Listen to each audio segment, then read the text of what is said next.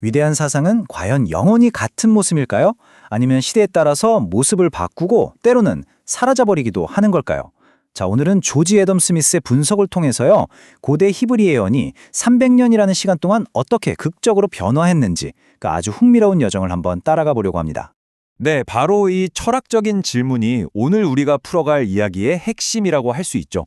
한때 정말 시대를 이끌었던 히브리 예언이라는 이 거대한 사상이 있었잖아요.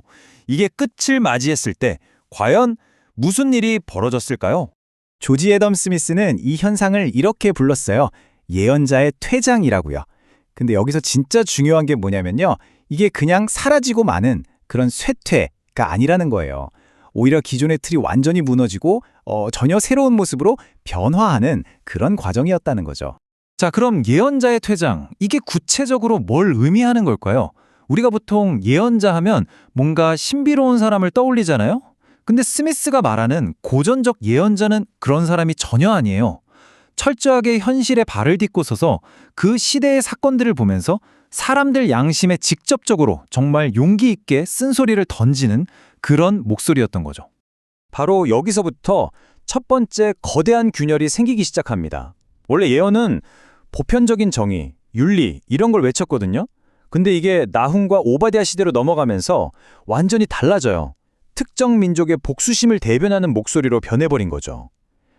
그러니까 예언의 심장이라고 할 수 있는 그 윤리가 사라져버리고 그 빈자리를 뜨거운 증오가 채워버린 거예요. 자, 그런데 변화는 여기서 끝나지 않았어요.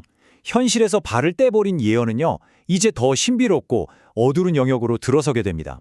바로 묵시의 그림자가 드리우기 시작한 거죠. 이제 예언은 더 이상 현실 세계에서 답을 찾으려고 하지 않아요. 스미스가 말하는 묵시가 뭐냐면요, 바로 이런 거예요. 미래가 있잖아요. 이게 우리가 역사를 만들고 노력해서 결정되는 게 아니라는 거죠. 그게 아니라 어떤 신적인 존재가 초자연적으로 개입해서 그냥 한순간에 모든 걸 뒤집어 엎는다, 이런 믿음이에요. 이게 당시 사람들한테는 정말 세계관이 통째로 흔들리는 완전히 새로운 사상의 등장이었던 겁니다.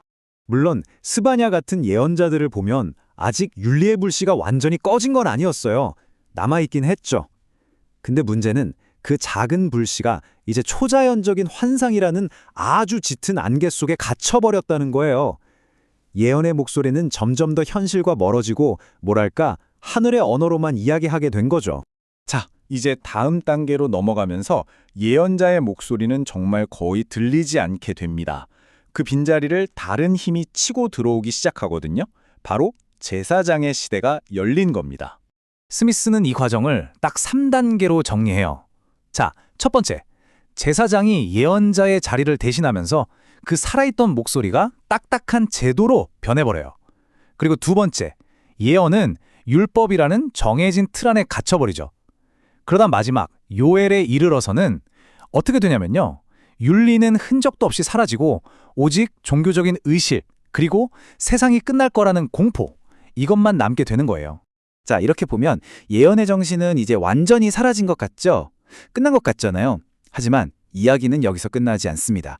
정말 가장 깊은 어둠 속에서 아무도 예상하지 못했던 반전이 시작되거든요. 바로 이 지점에서 예언의 놀라운 회복이 일어납니다. 와, 정말 모든 게 끝났다고 생각했던 바로 그 순간이에요. 시대 순서로 보면 가장 마지막에 등장하는 책, 바로 요나서가 이 거대한 쇠퇴의 흐름을 그냥 정면으로 딱 거슬러 올라가는 정말 놀라운 반전을 보여주는 거죠. 요나서를 보면요, 그동안 잃어버렸던 예언의 가장 빛나는 부분들을 다 되찾아와요. 그 차가운 복수심은 어디 가고 다시 따뜻한 통찰력이 돌아오고요. 우리 민족만 생각하는 그 좁은 시야를 넘어서 세상을 향한 보편적인 사랑을 이야기하죠. 그 정신은 심지어 신약의 가르침과도 거의 맞닿아 있다, 이런 평가를 받을 정도예요.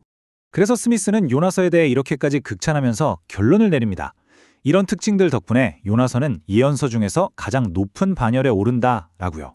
결국 생각해보면 요나서는 그냥 옛날로 돌아가자는 게 아니었어요. 오히려 과거를 뛰어넘어서 예언의 정신을 한 단계 더 위로 끌어올린 정말 위대한 혁신이었던 거죠. 자, 이 300년간의 이야기가 결국 오늘 우리에게도 똑같은 질문을 던지는 것 같아요. 우리가 정말 소중하게 생각하는 가치나 사상들 있잖아요. 이런 것들은 어떻게 살아남아야 할까요? 원래 모습 그대로 굳건히 지켜야만 하는 걸까요? 아니면 이 요나서처럼 때로는 기존의 틀을 완전히 부수고 새롭게 태어나야 하는 걸까요? 한번 생각해 볼 문제인 것 같습니다.